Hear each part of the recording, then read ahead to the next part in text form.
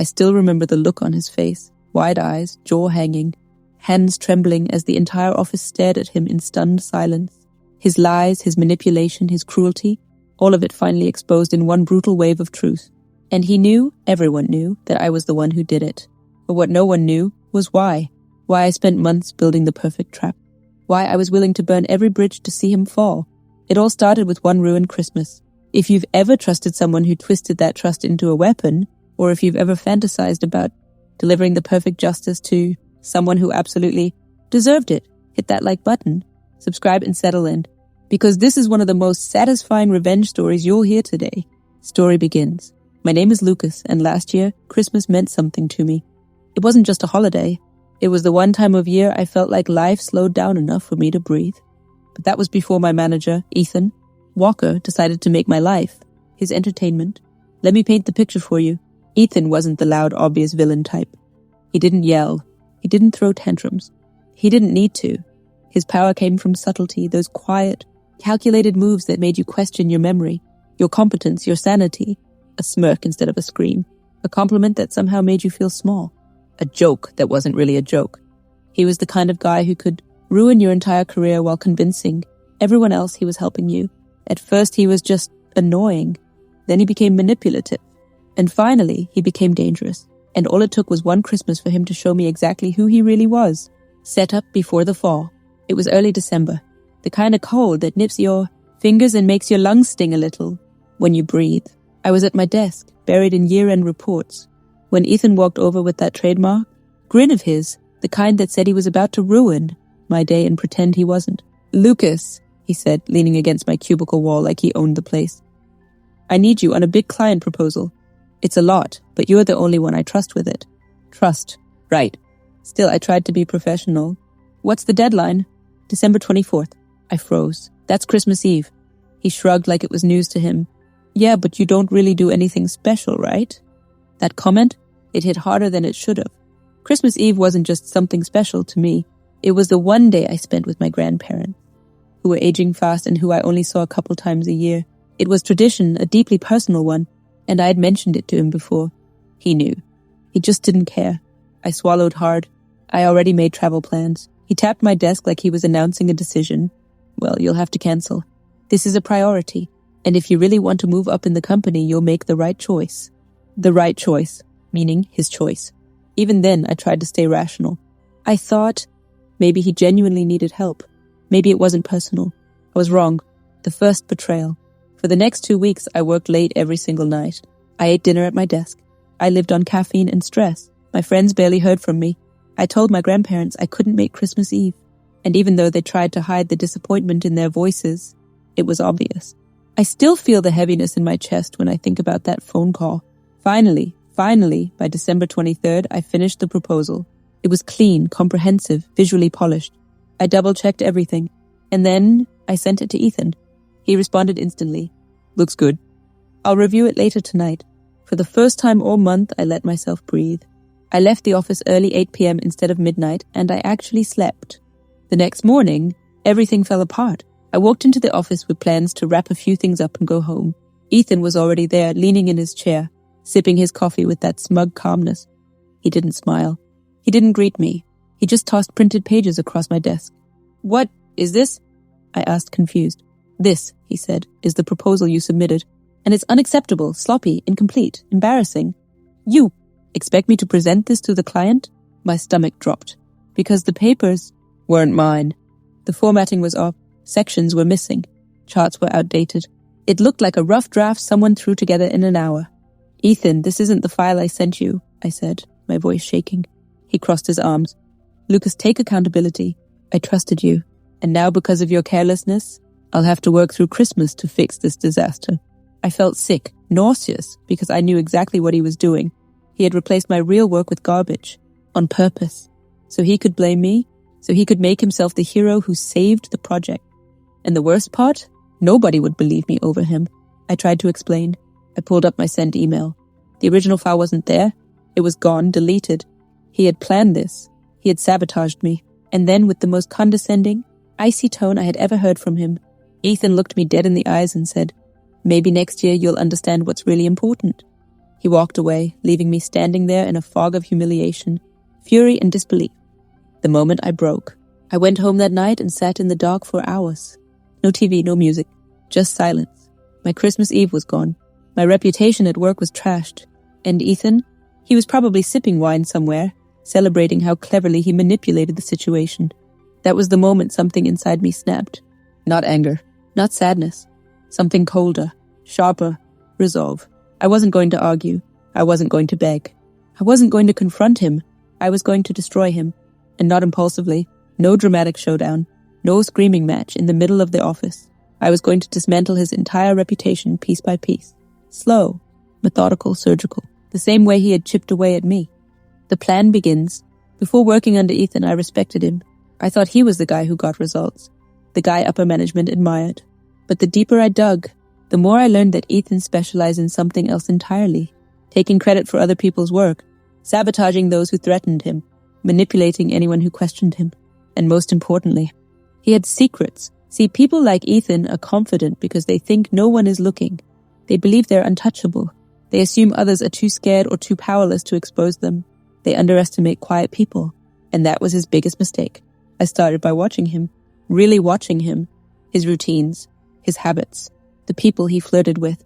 The shortcuts he took. The lies he casually dropped into conversations. Things that seemed small, disconnected, until you start connecting the dots. I built a timeline, a pattern, a psychological map of the man. And what I found? He wasn't just arrogant. He wasn't just manipulative. He was reckless. I discovered that he regularly falsified performance reports. He inflated numbers, exaggerated client satisfaction, doctored internal feedback, anything to make himself look like a miracle worker. But the gold mine, the thing that made this entire revenge possible, was his secret side hustle. He had been funneling company resources, graphics work, software licenses, even contractor hours into his private consulting business. A business the company didn't know about. A business he used to make thousands every month. A business he ran using employees he favored. And all of it, illegal under company policy. Instant termination if discovered. Maybe even legal consequences. My pulse raced the first time I realized it. Not out of fear, but adrenaline. This was it. This was the leverage I needed. But I wasn't ready to strike yet. Not even close.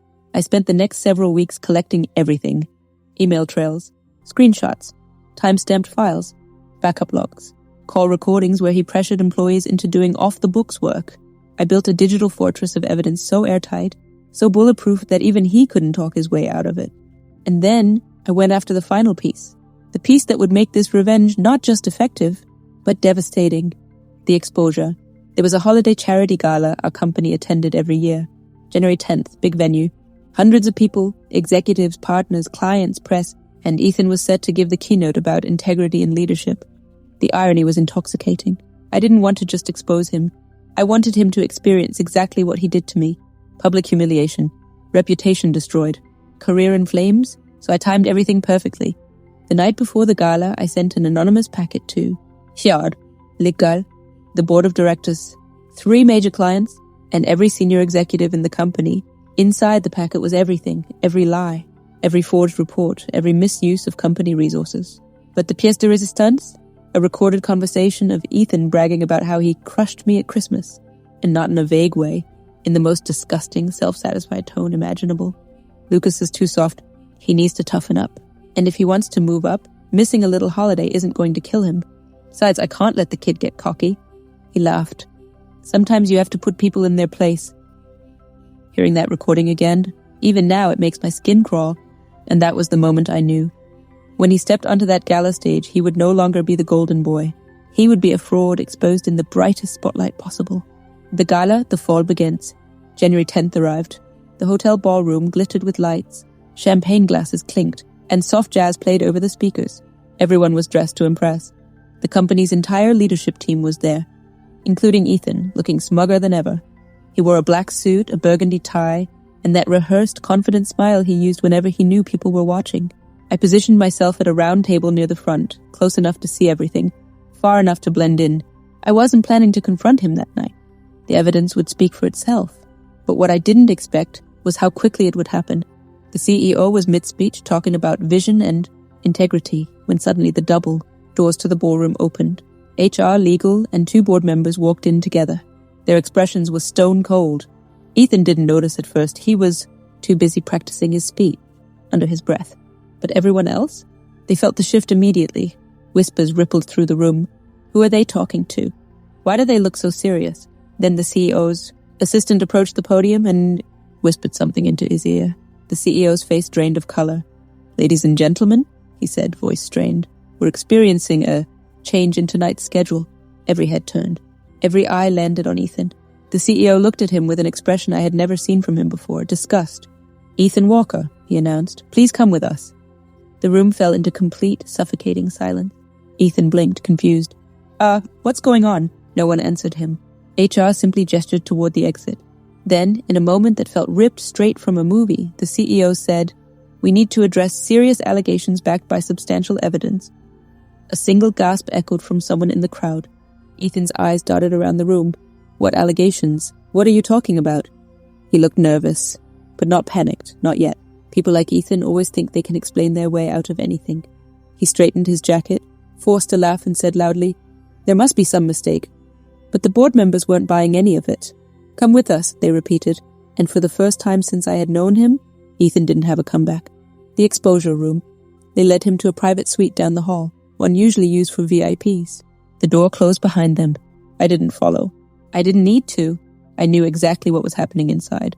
I knew they were showing him the emails, the doctored reports, the stolen resources, the side business he ran using company assets. And then, the recording. That recording where he mocked me for caring about Christmas. Where he bragged about sabotaging me for fun. Where he laughed about teaching me a lesson. From my table I couldn't see his face, but I could imagine it. The smirk gone. The confidence drained. The reality crashing down on him like a sledgehammer. And honestly, it was everything I hoped it would be. The return, the public consequence. 20 minutes later, the door to the VIP suite swung open. HR returned. Legal returned. The executives returned. But Ethan? He wasn't with them. Instead, he stumbled out a moment later, alone, his face an ashy shade of white. His hands were shaking like he'd stepped out into the snow without gloves. Everyone stopped talking. Every conversation died mid-sentence. All eyes locked onto him. It was silent enough to hear the ice melt in the champagne buckets. He looked around in disbelief, as if he still expected someone to step forward and say, "Relax, it's all a misunderstanding." But nobody did. Someone whispered, "Is he fired?" Another whispered, "What did he do?" A third said, "I knew something was off about him." Whispers grew louder, faster, multiplying like wildfire. The CEO stepped forward and announced, "Effective immediately, Ethan Walker is no longer employed with our company." A few people gasped. Most didn't. They just stared. Ethan opened his mouth to respond, but all that came out was a broken, shaky breath. He wasn't escorted out. He wasn't dragged away. What happened next was far worse. Everyone simply stepped away from him. Co-workers he used to charm, employees he used to control, people he once intimidated. They parted like the Red Sea. No one wanted to be associated with him. No one wanted to touch the fallout. He walked through the crowd like a ghost, silent, pale, humiliated in a way I once thought he was incapable of feeling. And as he passed my table, his eyes met mine. There was no recognition, no arrogance, no hatred, only fear. He knew. Somewhere deep inside, he knew I was the one who did it. I didn't smile. I didn't nod. I didn't say a word. I just held his gaze with the calm he never expected from me. That was enough. Aftermath. The consequences spread. Ethan didn't just lose his job. He lost everything. His side business collapsed once the company filed legal notices. Clients cut ties immediately. Former employees exposed even more of his behavior. His LinkedIn profile went dark. His reputation evaporated in less than 48 hours. And the best part? I didn't have to lift another finger. The truth did all the work for me. But the real twist came 2 weeks later. I got called into the CEO's office. For a second, I wondered if they were going to question me. Maybe they somehow traced the packet back to me. Instead, the CEO extended his hand. "Lucas," he said, "we owe you an apology. And an opportunity." Turns out once they reviewed the real proposal, the one Ethan tried to bury, they realized how strong my work had been. They also realized how much he had suppressed me, manipulated me, and blocked my growth. They offered me a promotion, better pay, a better team, more responsibility. Not because I asked for it, not because I begged, but because without Ethan standing in the way, they finally saw what I was capable of.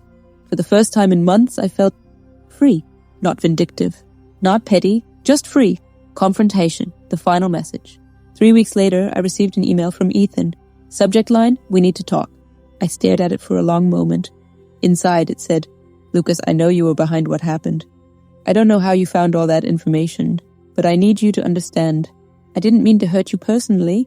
Things got out of hand.